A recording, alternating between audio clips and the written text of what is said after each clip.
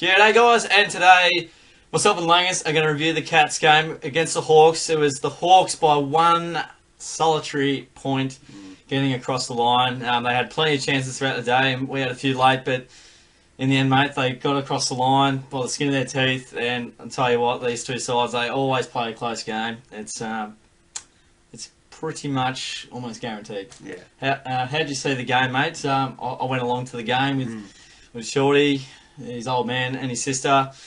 It was a good atmosphere, good game to an extent. Good fight back, but not good enough. How'd you see it? For a neutral support, you'd be really happy. It was a fantastic game.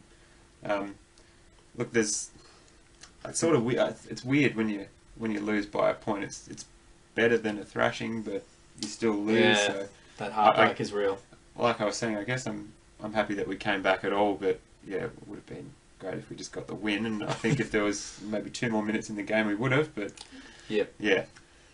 How'd you see the game overall? A few little bits and pieces that sort of stuck out? Look, going into the game, obviously we had a really young and inexperienced backline. I think that was the main issue that was concerning us, and that was what we found out during the game. There was a lot of especially what everyone else is commenting, Roughhead and Zach Guthrie, and I feel for Zach. He was thrown in the deep end and he didn't have much support there, and there was a few critical times where it was Roughhead versus little Zach Guthrie, and he just got caught out, and it was the man versus the boy, and that's not his fault. He just shouldn't be playing on a first or a second tall. Yeah, you would have liked Blitzars or Cole Jasny back there, and Scotty mentioned in the presser they would have liked him there, but between wanting things to happen and whether they actually happen is another thing. But you would have thought at that time of the game you would have made it absolutely essential. But absolutely, yeah. Anyway, we'll push on. Yeah. Any other thoughts on the game there, mates? Or bits and pieces you just thought why we won, why we lost? For the positive side, yes. I've got some notes I prepared earlier. He's all over it this point. I think the fact that Henry debuted is good. It will make him better for the run. I don't think it was the right time for him to debut. I think someone like Tim House or Gardner would have been better to come in. I'm not sure if Gardner had any injury issues, but Tim House definitely played in the VFL. He's a Tom Stewart-like older, experienced body from the VFL. I thought he would have been the better person to bring in. The fact that we played one good quarter and almost won the game is something to take from the game, I think, considering the mistakes we did make, and we were literally 1 point off winning what could have been a great game. So yeah, I'll take a bit out of the game. I suppose digesting the game. Look, we started off reasonably well, similar to the Melbourne game last week, where both teams were just peppering at the goals and goal fest. We got down by 4 goals a couple of times, even in that last quarter.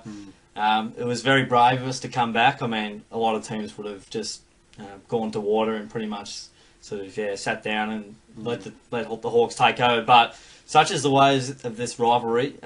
Whenever a team gets out to 4 or 5 goals, the opposition just comes back like it's natural. It's never decided till it's decided. Yeah, right at the end of the game. I think that comeback, that just the mental sort of idea that you can keep coming back, and then that just gives them belief for the next time that we might be in that position. We'll have the same idea, like we can do this, and for sure, definitely we can come back, and hopefully next time it helps us get the win. Yeah, because we definitely could have, but it just didn't fall our way.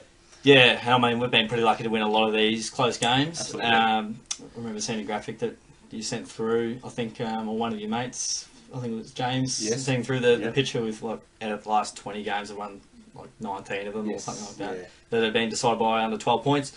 But, look, for the large portion of the game, let's be honest, Hawthorn dominated. Absolutely, yeah, sort of their system with their grunt around the midfield got them quite ahead, and I said to you before the game, it'll be won based off the midfield. A lot of games are, but I felt, especially with this game, with our very sort of nervy, fragile backline, if we got on top in the midfield and put it forward more often than not, we're going to be very hard to stop. But when it went into either forward 50, it leaked like a sieve. So, I mean, it was good for us to get on the scoreboard quite significantly, but it felt like whenever Hawthorn got inside 50, they were going to score something. Our backlines didn't mark the footy at all. That's one thing the guys, the game sort of pointed out. We probably took 2 or 3 intercept marks that I can remember taking in D50.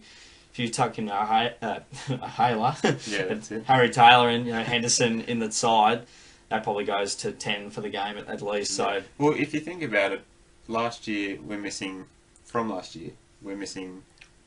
Taylor, Henderson, Mackie, Lonergan, and you can maybe include Enright from the year before. Yeah. That's five, it's 4 or 5 of like the whole back line. The most experienced being Zach Tui, who's been there for 2 years. Yeah. And the tallest probably being Tom Stewart.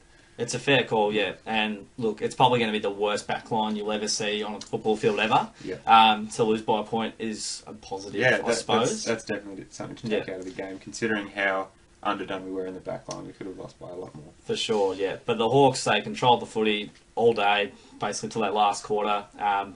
Their system was really solid. Their pressure, and the way they were able to walk out of some of the clearances in the contest was really disappointing. How we didn't put that real frontal pressure on them. We've seen the last couple of premierships decided by frontal pressure. That's it. So we lacked a bit of urgency until later in the game when we really found something. But again, it was a bit disappointing at times today to see that. We knew it was coming to come back. You sort of like deep down, that something's going to happen, and it did, and it came in like a wave, and all of a sudden Hawthorn looked rattled, and we had all the free kicks going towards us as well. And absolutely, I won't start that conversation because there was a couple dubious ones, and non-deliberate at the end where he went stuck with the boundary. But look, that's another conversation, another video. Absolutely. I'll just grab the mouse here and show another big stat.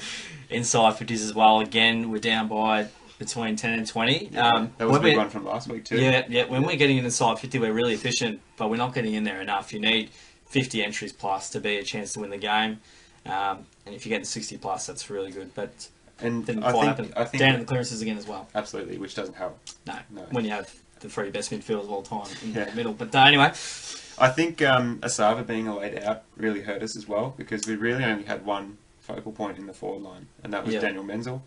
Hawkins had a terrible first half. Unfortunately, he did pull it together sort of in the second half. He did. It was a bit too little too late, but it was, even just having that taller player there would have helped us immensely just by having someone to kick to, because was who else? Parsons, Gregson, Parfitt, Cockatoo, who didn't really do much, but Fogarty as well was another player. Fogarty did his bit, but not as good as last week. But there's just you can't kick into a small forward line. It doesn't work that way. And I mean another disappointing thing too, as I mentioned, the clearances not quite there. I can't really remember which point I was going to go along with. Well, I think the clearances were like it's 41 to 47 as we can see, but I think it was just how and when they were. I mean, we got the first couple, and it was Dangerfield, Selwood, Ablett the first 3 goals, and I thought like, how good is this? We're winning the clearances, and then the 3 big boys have got all the goals, and then Hawthorn just consistently for the rest of the game just got the clearances. They got a lot of space and good looks at it. Absolutely. And my point, as I just read on my notes, Shorty was crying out for Dangerfield to go in the middle. He was just lost up forward the whole game. Midway through the last quarter, he goes in. No coincidence, we came back. And seeing that makes me think Ablett should be put forward a lot more. He's going to break out of the stoppages a lot more than Ablett will. He's going to have a lot more burst away speed. But we'll watch the space on that one. But I think that covers the points on the game there. I might come up with some other ones, just looking at the notes here. But just a quick go, mate.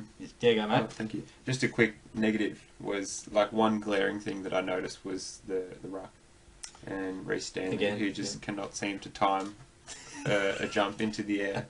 And I just watched the last quarter with my dad before, and because he was driving home during the last quarter. He wasn't happy. And I just pointed out, like I said, Dad, Stanley did terrible in the ruck, and then there was a ruck contest on, and Stanley just jumped for the sake of jumping, and he wasn't anywhere near the ball, and he just can't time it. He didn't have a bad game, Stanley. He did some good things. He did some good things, but he's just not a ruckman.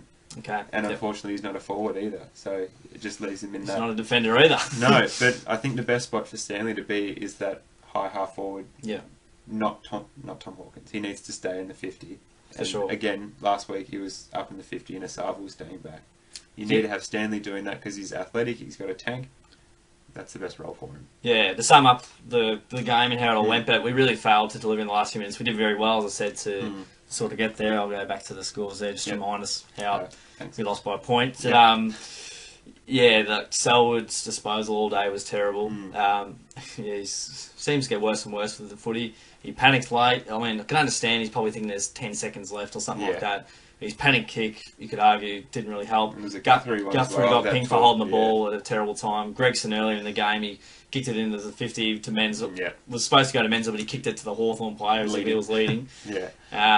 Yeah, there was a lot of terrible mistakes. But that's the game there.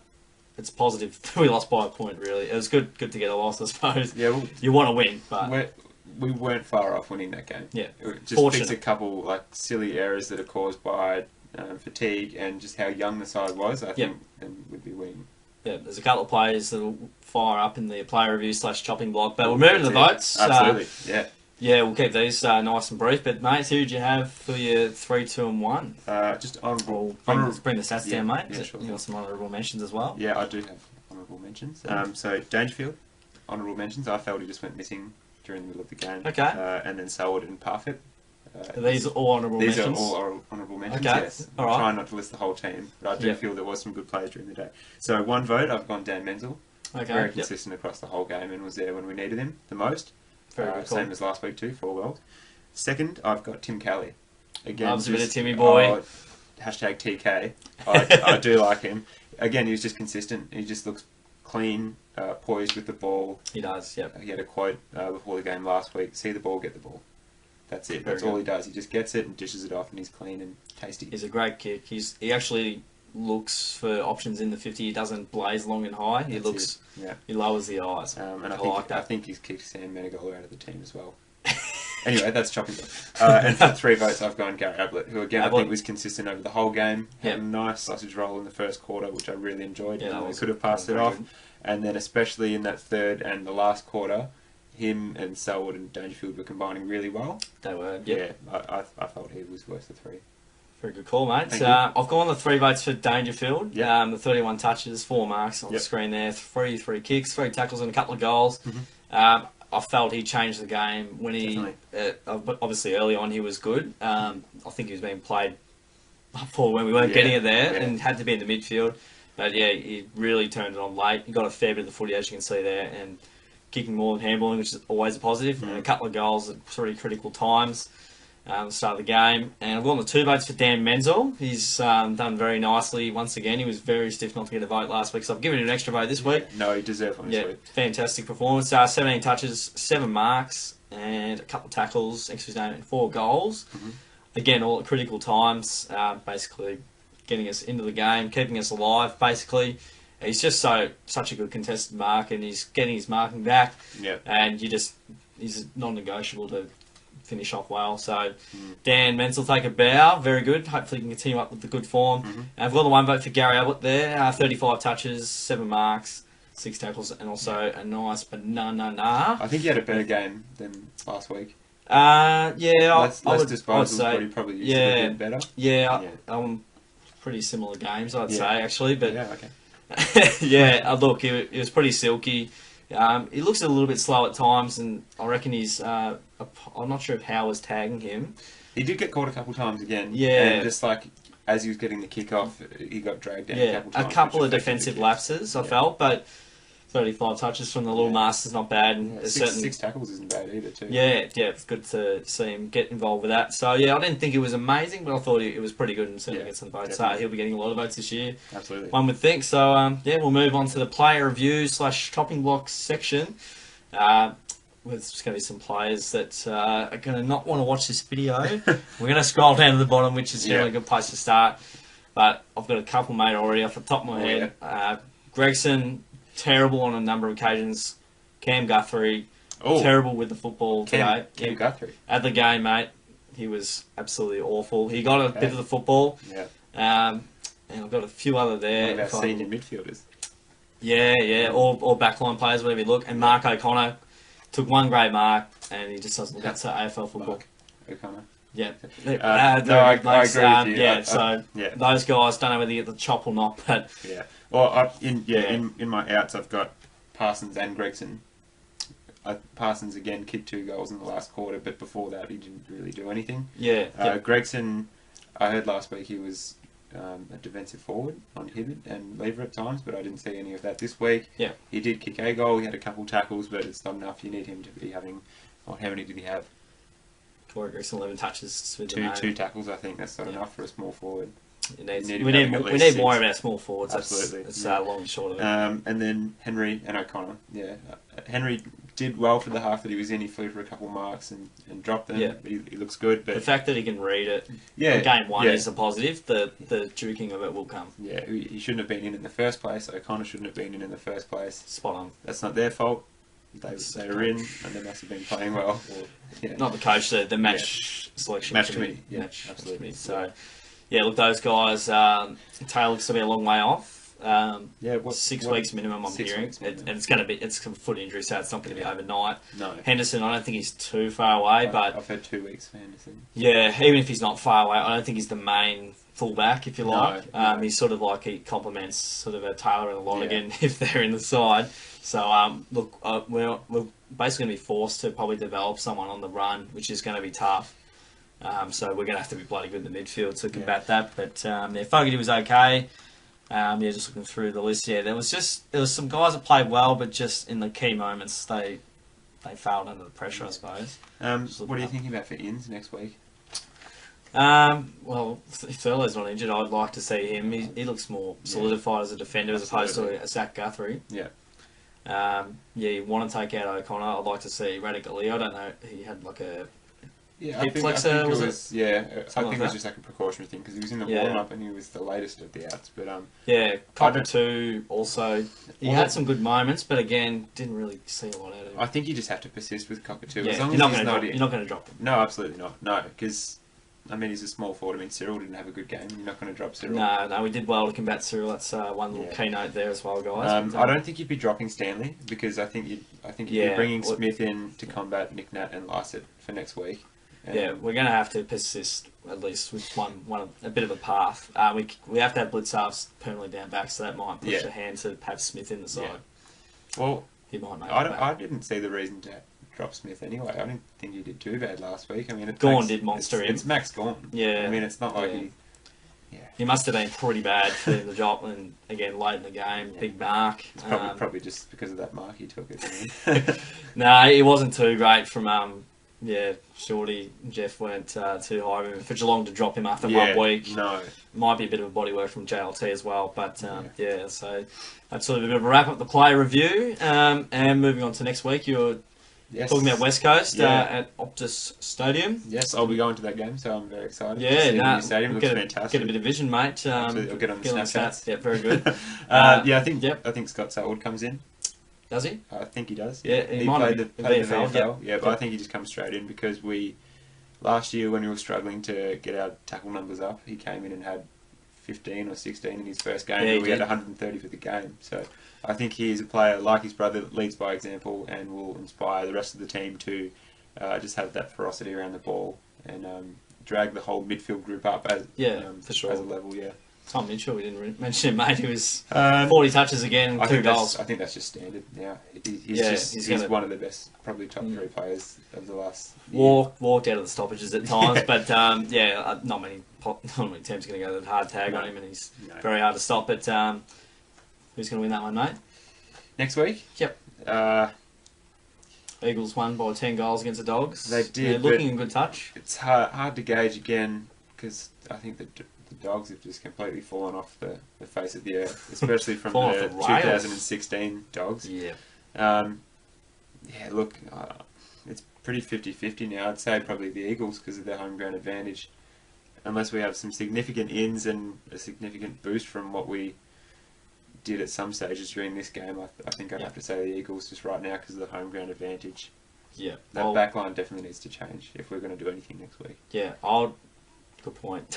I'll be going the Eagles by 4 goals here. 4 goals. Yeah, I think they're off to a great start. They're looking pretty good. They're running in waves. They're getting their forwards are getting on the end of some nice work from their midfield and their backline. McGovern, need to pay attention to him, and also I know his number. I'm just trying to think his name, 37. Tom Barras. Tom Barras, Yeah, that's the one. Bit of a unit. Barras, definitely got to keep an eye on those two because they play basically the same game. I think last time we played him, McGovern was just marking everything coming into the back line. Yeah, so we've got to be on our best behaviour and best game to get across the line. But yeah, I think the Eagles, mainly because it's at their home ground, if it's at Simmons or GMHBA, we win there. But that's sort of how it goes. Adelaide played Adelaide beat the Tigers play the G, they beat Crows. So that's it, guys. So the Hawks home by 1 point.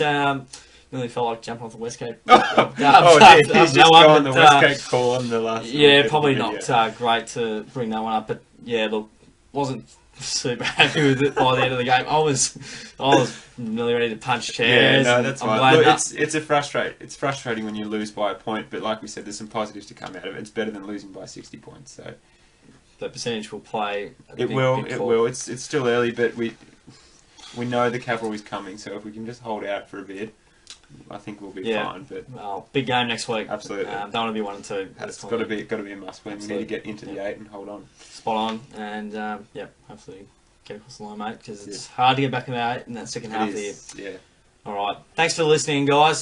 Smash that subscribe button, and Lang's doing some great stuff over in his photography channel. I'll give a little plug to in the comments. So check out Jake Langenegger photography. I'll check that in the description for you guys. Thanks, Dave. And watch some great vision he's got there. His editing skills are mad.